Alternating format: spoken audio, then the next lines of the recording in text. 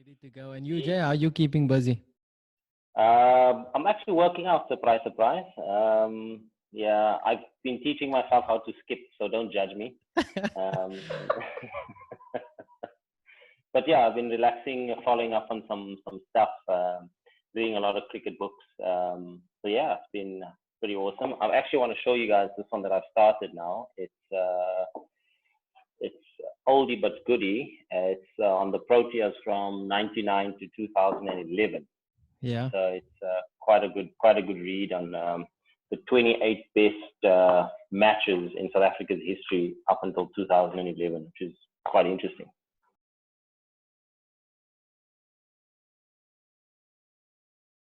So, Jay, Mm. maybe if you can just kick us off quickly with Australia became the most dominant team towards the end of the 90s.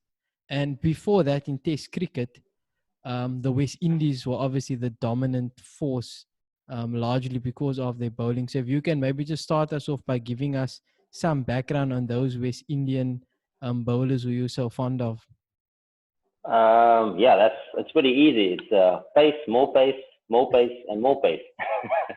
I don't think they had a spinner in that team for a good few years, unless maybe for the likes of like Carl Hooper or someone like that, or someone like Jimmy Adams towards at the start of his career when the West Indies were sort of on the decline. But for the 15 years that I'd say from January, February of 1980 to February 1995, the West Indies didn't lose a Test series. That's 15 years of not losing a Test series. Yeah. There's no other team or no other sport in any sporting code that has a record like that in any sport. So that's purely based on the firepower. They had four fast bowlers that could each bowl over 90 plus, and that's a hell of a thing to have that at your disposal going all day for Yeah. 2 days in a test match. That's pretty serious. And within that quartet, you had variety. You had Steve Bounce in Joel Garner. You had the sleek speed of Holding. You had the skiddiness of Andy Roberts, Yeah. and then you had that awkward coming in from that wide angle, almost like the, the, the original Mackay and Tini in cross, because he used to Yeah. come from wide of the crease and have that steep bounce as well. So that for me that will always be the ultimate the litmus test to fast bowling. Um, for me in Test cricket, anyways. I mean Yeah. that group were amazing, and then you still throw in the likes of Malcolm Marshall, who was then in the Yeah. 80s, mid 80s, Yeah. mid to late 80s, starting to take over the mantle, and then you've got Walsh and Ambrose that came in towards the back end of 80s, early 90s, towards 95, and then it sort of seemed like a decline in that conveyor belt stopped Yeah. for about what? It's still, I mean, now and then you still have the quicks in the roach, but in terms of a team that can bowl, a group that can bowl a team out twice to take 20 wickets in a test match, I don't see anything of that nature now in West Indies. Yeah. Um,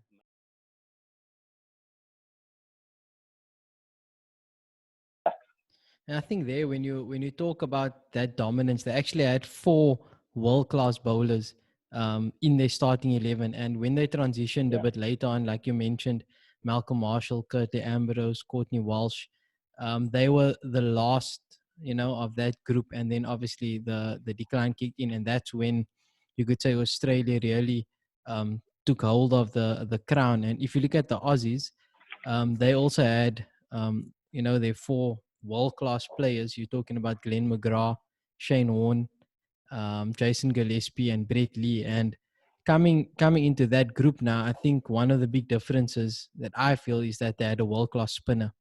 And when you have a world-class spinner and that variation in your attack, you can be successful in any conditions, home or away. correct. So, Jacques, I don't know if the West Indies cricket predates your cricket, or are you aware of those guys other than them being commentators like Ian Bishop and Michael Holding?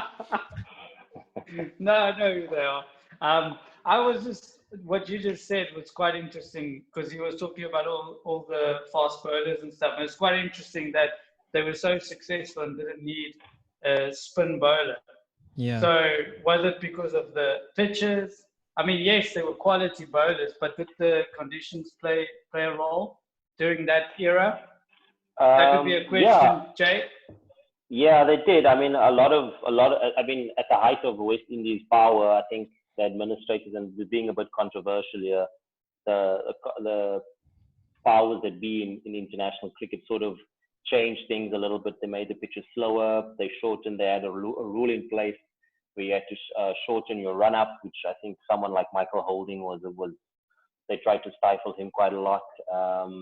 They had the one bounce and an over rule was introduced in, but it didn't seem to matter because I mean they were the only team in that era and that time to go to India and beat India convincingly, to go to Pakistan on a slow turning wicket with no spinner and blast them and beat them 3-0, I think, in 19, I think it was 1981, 82, maybe.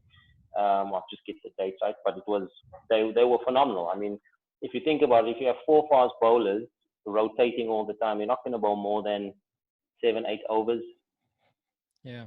a spell.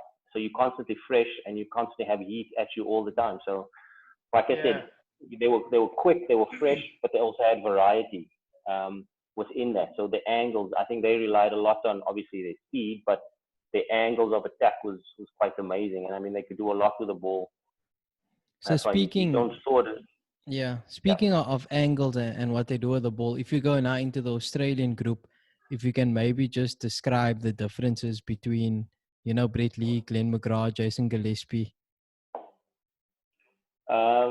Yeah, I think with Gillespie, that four prong. If you start with McGrath, he's a living and breathing a bowling machine, isn't it? He's line and length, hit the top of off, nip it away. Then you've got Gillespie who swings the ball, great team presentation, same as McGrath, but he was able to sort of swing the ball late, especially to left-handers. He was really good to left-handers. The likes of obviously Lee, a young Lee coming into that attack, which was just out and out express space. And then of course you had the great Shane Warne. And I mean, if you take it towards the back end of their career, for me a test match that stands out was Adelaide in 2006. They call it Amazing Adelaide, where on the last day they bowled England out, and McGrath was bowling on one end and Shane Warne, and the game stopped basically for a session. They pretty much bowled them out for a session and a half for next to nothing. And watching that unfold was pretty amazing to have McGrath on one end bowling pretty much from start of day's play to the end of day's play and just going at it, keeping it tight, and McGrath picking up four on the other end. Yeah. Where England went pretty much nowhere for the day. And I mean, in that kind of, it's very rare to have a leg spinner that can turn it miles and be accurate at the same time. And that's what they had in Shane Warne. He was, for somebody that could turn it prodigiously and take wickets, but he was always at you. He never felt like he was going to lose control of the ball or lose control of his length at any moment in time. And I think that sort of fit in well in the balance of the team as well, where they could sort of say, right, okay, we don't need another spinner. We can maybe go with an extra batter. But if we take the flip side of it as well, yes, they had a great four-prong attack, but they also had phenomenal batters up front that could sort of always put pressure on them. So they would always be a team that would want to bowl on day 5. They would want to bowl. They would want to bowl at teams because of the Warne factor. So that was phenomenal for me to have a four-prong attack like that. That the game goes nowhere when McGrath and Warne are bowling. Yeah, I think the key there also is there's very little drop off in quality when the bowlers change. And a lot of the times in cricket, as a batter, you're always looking to see out the most dangerous or potent threat, and then looking for some sort of breather by facing someone.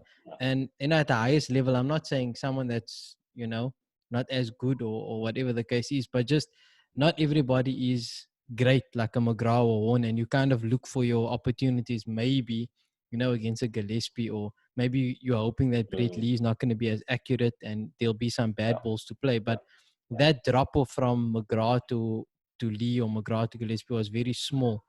And another interesting point you made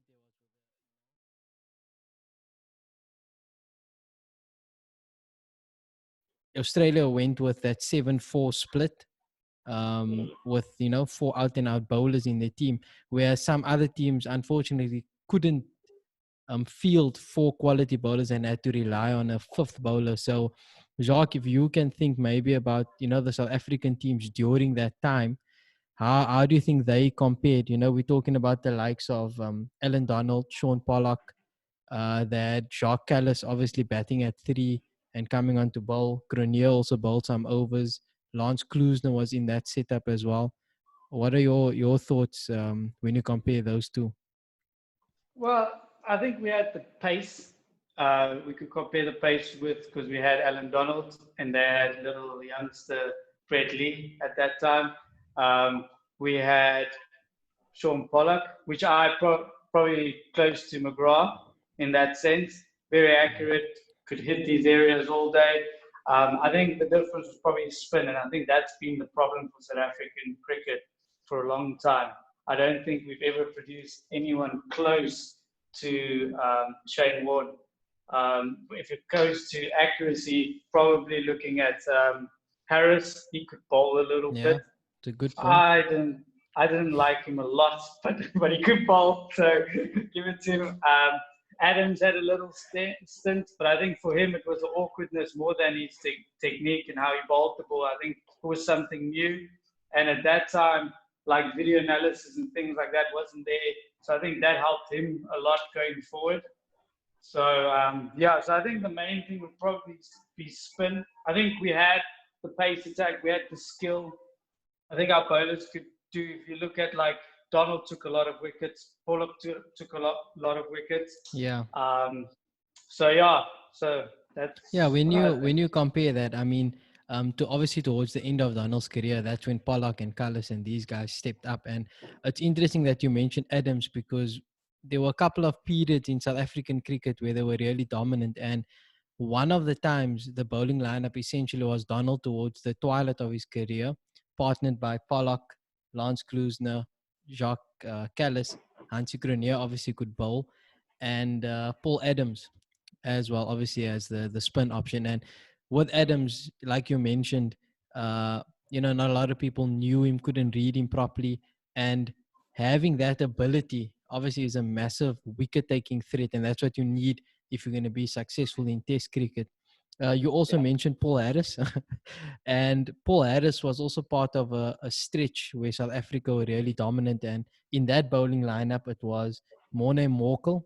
Again, very, Jay was mentioning the steep bounce that Morne Morkel would present. Dale Steyn, pace, swings the ball late. They had Mackay and Tini bowling at these awkward angles. Jacques Callis again to supplement that bowling attack, and then Paul Harris just to obviously lock down one end and allow the seamers, to rotate through. So, Jay, what are your thoughts about South African cricket during that time? Yeah, it's a tricky one. I think we had the luxury of a young Jacques Stolz that's coming into the mix. I think 96, 97 he made his debut for South Africa, and that was a massive luxury. And Jacques, you mentioned it as well with Paul Adams. He's still the second fastest to 100 Test wickets for a spinner behind Hugh Tayfield, which is pretty amazing if you think about it. So that was a very, I think, balanced attack, and I think that was sort of the start of South Africa shifting away from the conventional 4-prong attack, just space with the start of Adams. And if you go a little bit further with that, Nicky Boyer also came into that mix as well to serve as that holding role within the setup. And I think it's sort of horses for courses for a bit as well, because nobody's going to turn it. Jacques, you mentioned nobody's going to turn it, or we're not going to know other teams going to have a Mutaya Muralithran or a Shane Warne. Yeah. So you got to sort of see what you've got. And the likes of Harris, he also took over 100 plus wickets, but his job was just frustrate, keep it quiet, give the guys a break, and then allow the seamers to come back in the third session of the day. Yeah. And that's sort of how they played it. It's very formulaic in a way. I know Test cricket you can't really be formulaic because it's so long, but South Africa played that structure quite well. Where they, if you notice, if you go back to the record books, second inning or first innings, second session, Harris comes on, he blocks out one end, and the seamers rotate from the other end all day long, and that's what they did, and it worked out fantastically well. So I think Makaya, for one, who out of all those bowlers, I think stamina factor was amazing. Yes, you had the line and length of Pollock. Jacques would come in and bowl his 7 to 8 over stints at a time, but you'd have Makaya and maybe Harris bowling, or Makaya, Boyer, Makaya, Adams, added towards the back end of Paul Adams, since they would bowl a lot in tandem because they could sort of keep an end up all day long pretty much. So you'd have there the roles would sort of be reversed, where you'd have Paul Adams attack and Makaya do the holding role. So it was quite interesting. And then towards the back end, you have Boyer doing the holding role, and obviously Makaya attacking, who was then starting to be the leader of the attack with Sean Pollock. So and then moving forward, we sort of had a big drop off in spin as well, with the likes of the guys didn't really get a big run in, but you would have just Steyn, Morkel, Harris towards the end, and then it was sort of a revolving door with the spinners. So they sort of always have to rely on going back. You'd have to rely on a Jacques Stolz to be that luxury bowler for the team. Yeah. And I mean, to have a guy of that quality was pretty amazing. So it's a massive luxury to have a team like that, a player like that in one team. It just gives you options, man. If you have that type of balance, and it just helps you, fit all the players into your team. When you look at South Africa, their probably last dominant stretch they had in Test cricket was with Vernon Philander, Morne Morkel, Dale Steyn, and then KG Rabada when he started his career. And I think just obviously, KG Rabada still very young in his career, but that compares fairly well to the setup that the Aussies had, because Vern would swing it, Steyn had pace, Rabada has a bit of everything. He's fast, bounce, he can get movement.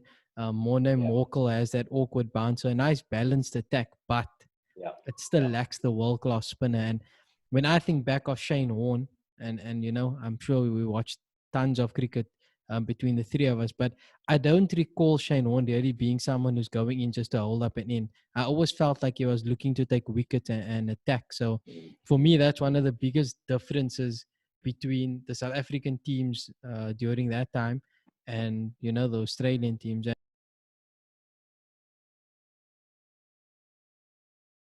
Through. So I don't know if there are any, I know we didn't really speak about Pakistan much, but I also don't feel that they had any extended period of dominance. But Jacques, any Pakistani bowlers that stand out for you?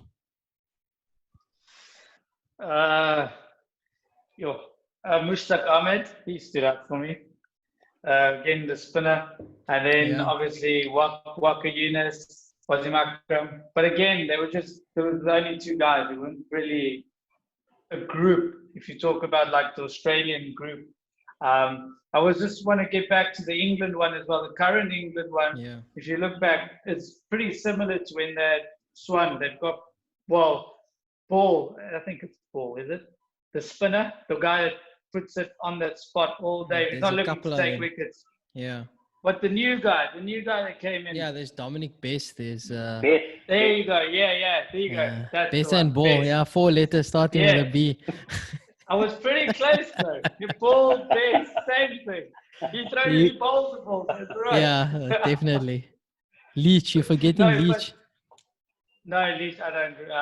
No, let's talk about Best, because Best is quite accurate. He's really good. So with Best, and then you've got Anderson, you've got Jofra Archer, you've got Stuart Broad, all those guys. But the thing is, I think those like Broad and Anderson are towards the end, so you can't really say for how long they're still going to play. No, Anderson hasn't played any ODIs for years.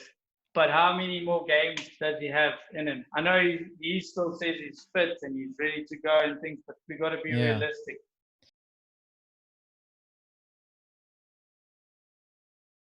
Another question that I had was, where are the left arm seamers? Most of these dominant teams, there's no left arm seamer. So the West Indies, it's all right armers. The Australian group, it's all right armers. I mean, now you could argue that Mitchell Starc is probably the premier seamer, left arm seamer. But again, he's also towards the end. Trent Boult stands out for me, but unfortunately, he's not part of a dominant group. Though they have potential, though, with Lucky Ferguson, Matt Henry, from Saudi. They win games. They win games. I mean, what's the other guy's name? Neil Wagner or Wagner? Wagner, yeah. Wagner, So he's also another lefty. He went to Westfield Boys, that guy. Fucking nowhere. Now he's playing for New Zealand. And obviously, Wasim Akram was one of the best, if not the best, left arm seamer ever. Yeah, but most teams are dominating. They didn't have any lefties, which is an interesting observation. So I think, Jay, we got enough info from you.